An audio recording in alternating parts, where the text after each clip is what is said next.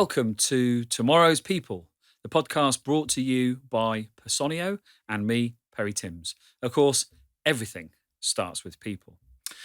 Our episode today features a practitioner who I came into contact with during lockdown. Remember that period where those who could stayed at home and we were resorting to using screens and calls to create relationships and solve problems. So I had Millie Richardson get in touch with me and said, could I help out? And during that sort of period of time, I think helping others was a very, very strong calling. So, of course, I said yes. Now, Millie will probably say she got more out of this than I did. However, it became a pretty reciprocal arrangement.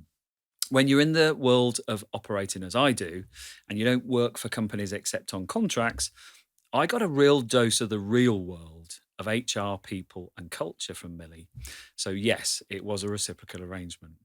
So sit back, enjoy and find out what it's like in the people game from a practitioner who's right in the thick of it right now. So Millie Richardson, welcome. Hi, thank you. Now, as I said, we met in an online environment. So today on this recording is actually the first time we've met in 3D. Exactly.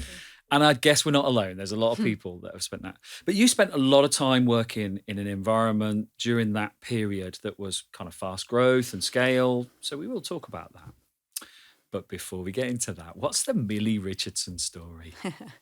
Gosh, so I've been in the HR people space, I always say 20 years, but I think that's aging myself. I think it's slightly under 20 years. Okay. And kind of started out, as many people do, in a more corporate environment.